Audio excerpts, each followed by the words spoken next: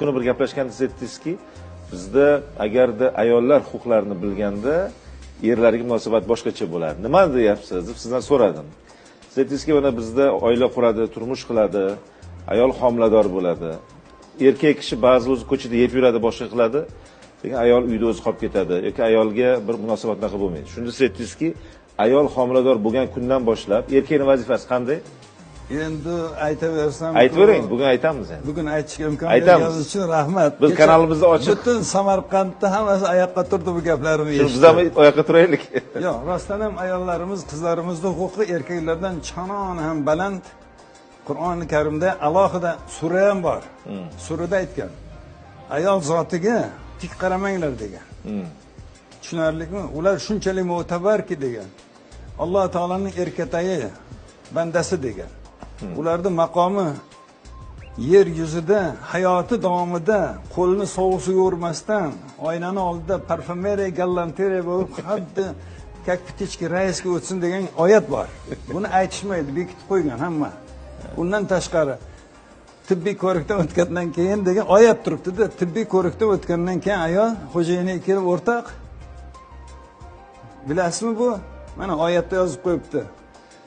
Ayoli tibbiy ko'rikdan o'tgan tasdiqlangan bo'lsa, homila belgisi bo'lsa, Yigitali minimal ish haqini 10 baravarini 30 oy davomida to'lasin degan oyat bor Qur'onda. 30 oy. Chaqaloqli bo'lgandan keyin emizmasin degan oyat bor. Xohlasa xo'jayini durustroq to'lasa, ko'kidan keyin rozi bo'lsa emizsin degan u huquqlar bor. Ayol zotiga nomaqbul gap ayollar tomonidan ham taqdirlash qat'iyan man etilgan. Nomaqbul bosgan birgina qadamini 4 ta erkak guvohlik bersa ham qabul qilinmasin, 4 tasi 80 tayoqdan urilsin, o'lsa o'lib ketsin, o'lmasa bir umr guvohlik qabul qilinmasin degan oyat bor. Men aytaman, es-hushi joyidagi ayol 4 kishiga ko'rsatib berish qiladimi deyman. Salomat bo'lsinlar. Mana hozir aytdingiz, bizning haqqi ham bor, homila haqqi ham bor. Biz buni bilishimiz kerak, chunki ba'zida o'sha turmush qilinadi, ayol o'zi to'ylarni chiroyli qilamiz, domla. To'ylarda dasturxonimiz to'kilib ketadi, lekin to'ydan keyin hayot og'ir bo'ladi. Yoki hatto o'sha keyin bola tug'ilgandan keyin ham uni parvarishda muammo bo'ladi. Shu bizni erkaklar bilish kerak, yosh oilalar bilish kerak, bu narsa bo'lmasligi kerak. Bu bo'lg'usi zurriyotingiz, bu sizni davomchingiz va shunday munosabat men o'ylaymanki juda muhim. Sizga tashlashim kerak ekan shu gender ustunligini. Uni menga bir aytganingiz, mana hozir ham bir qismini ochdingiz. Haqiqiy rasmiy bo'ldi-da. Endi mana bugun ayollarimiz hozir menimcha juda bir xursand bo'lishdi, mana o'tirishdi, bu yerda studiyada ham o'tirishib ko'rib turibman. Qarang, hammalari kayfiyatlarini ochdingiz. Rost ekan. Bu rost gap, rost bu ilmli gap va to'g'ri aytdingiz. Bizni dinimizni, islom dinimizni bekorga jannat onalari oyoq ostida deyilmagan.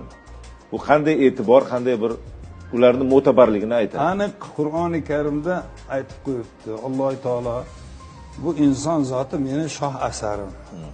Shoh asarimni toji bu ayol zoti degan. Niso surasida turibdi. Niso. Nima uchun?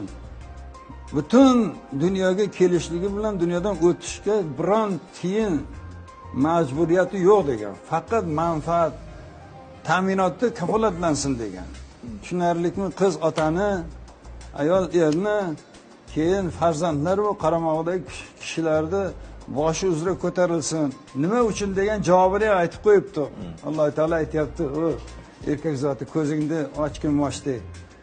Yer yuzidagi erkaklarda hammasi yig'ilib amalga oshira olmaydigan bir qaltis masalani hayotini qil ustiga qo'yib farzand dunyoga keltirish vazifasini ado etishi hamma narsani oqlaydi" degan. Gap tamom.